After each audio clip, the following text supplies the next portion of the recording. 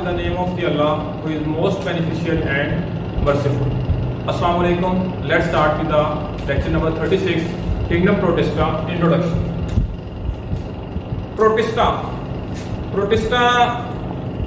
ये एक ऐसा किंगडम है,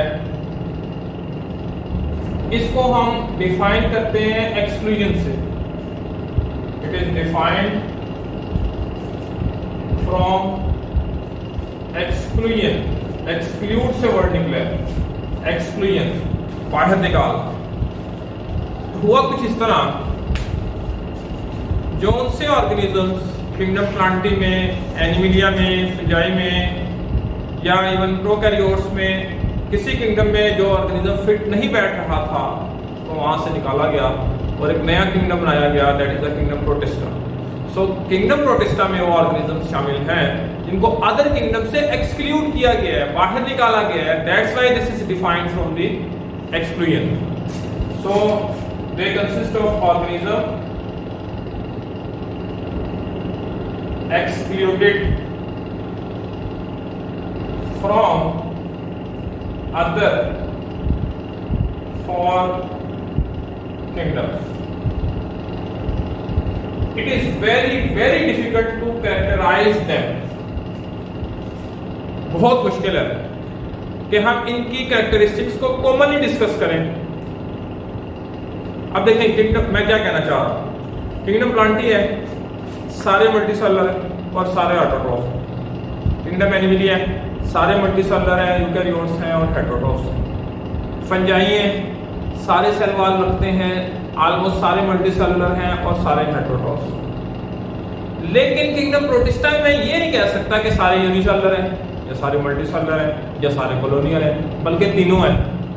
मैं ये भी नहीं कह सकता किंगडम प्रोटिस्टा के मेंबर्स ऑटोट्रॉफ्स हैं या हेटेरोट्रॉफ्स हैं. दोनों हैं, कुछ ऑटोट्रॉफ्स हैं, कुछ हेटेरोट्रॉफ्स भी हैं. मैं ये भी नहीं कह सकता कि ये मूवमेंट करते हैं या नहीं करते, दोनों हैं. यानी हम कोई फिक्स, कोई सिमिलर, कोई कॉमन बात कर ही नहीं सकते. That's why it is very difficult to characterize them, organism of the protist. However we define protist as they are unicellular, they are multicellular, they are colonial, eukaryotic, heterotrophs and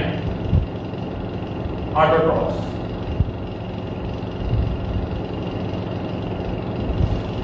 देखिए सारे words इसमें आ गए. Unicellular भी हैं, multicellular भी हैं, colonial भी हैं, यूकैरियोट्स हैं, हेटेरोट्रॉफ्स हैं और ऑटोट्रॉफ्स.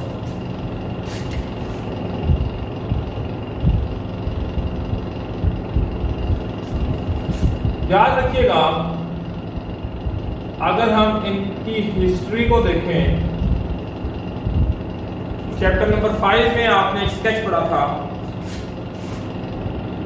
प्रोकैरियोट्स हैं, तमाम जानदारों के एंसेस्टर. प्रोकैरियोट से इवॉल्व हुए protist. So ancestor of the protist are prokaryotes. Then protist से फंजाई, प्लांट्स और एनिमल्स इवॉल्व होते हैं. So these are the ancestor of the fungi, plants and animals, but in different ways. In 1861, John Hogg proposed the kingdom protista. In 1866, Ernst Haeckel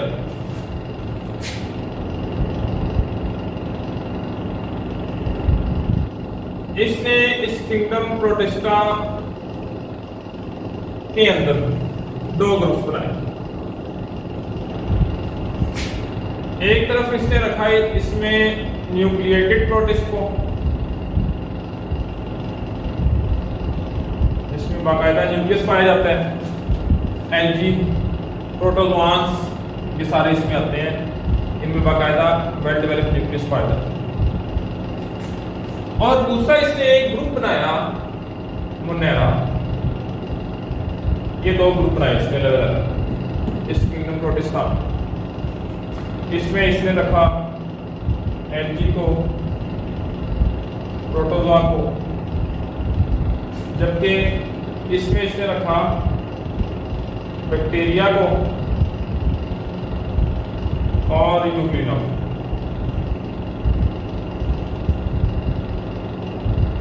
bacteria Euglena जो था बाद में इसी में आ गया था, क्योंकि यूग्लिना एलजी में आता है। इसमें इसने रखा साइनोबैक्टीरिया बाद में। फिर आया हर्बर्ट कोपलैंड। इसने क्या किया, इसने ये वाला ग्रुप इस किंगडम से निकाल दिया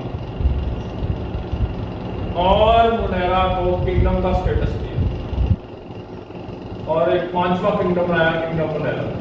यहां से निकाल के इसको एक बड़ा किंगडम का दर्जा दे दिया। यूं आज हम इसको किंगडम मुनेरा को पढ़ते हैं, ना कि मुनेरा को हम प्रोटिस्टा किंगडम के अंदर पढ़ते हैं जिसमें बैक्टीरिया आता है। किंगडम प्रोटिस्टा में अगर हम डाइवर्सिटी देखें बहुत ज्यादा है। अगले पेज पे अगर आप गौर करें, डाइवर्सिटी इन किंगडम प्रोटिस्टा, अगर क्वेश्चन आ रहे हैं आपने क्या क्या लिखना है, यही पॉइंट्स लिखने हैं जो मैं बोलने लगा हूं, आपको बुक में लिख रहा हूं। There is a great diversity in kingdom protista on the base of means of locomotion,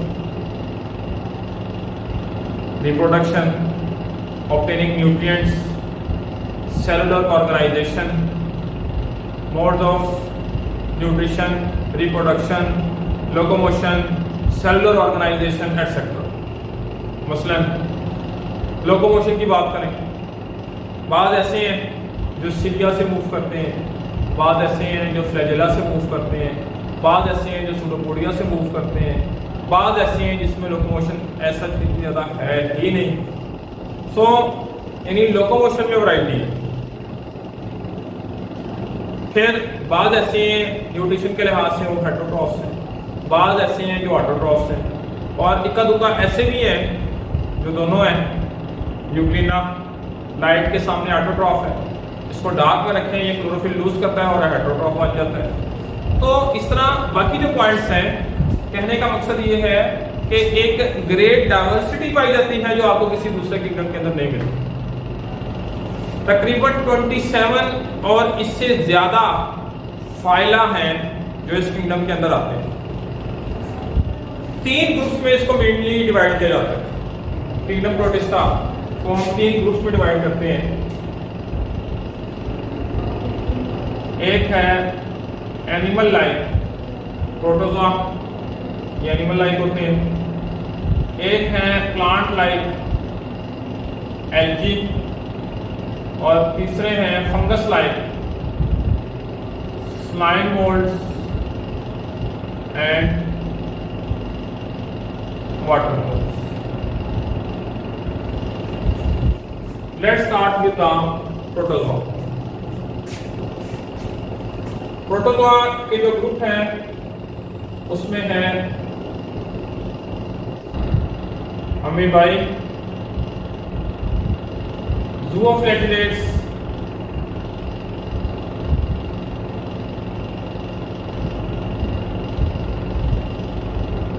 फिर है सिलिएट्स, एक्टिनोपोड्स, फोरामिनिफेरॉन्स एंड एपिकॉम्प्लेक्स आर्म्स। आगे पीछे ऊपर नीचे लिख सकते हैं आप।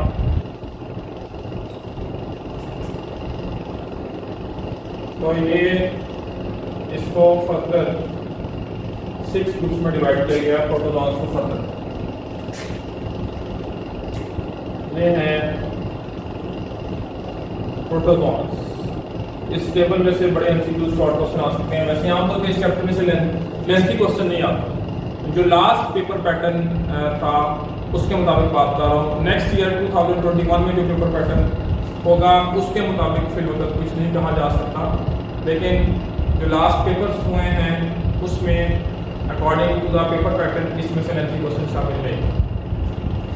लेकिन ये जो टेबल है, इस टेबल में से बहुत सारे एमसीक्यूज और शॉर्ट क्वेश्चन शामिल हैं। For example, give the sub groups of the protozoa, तो आपने ये नाम लिया। फिर आगे इनका मोड है, एग्जाम्पल्स हैं और लोकोमोशन है। मसलन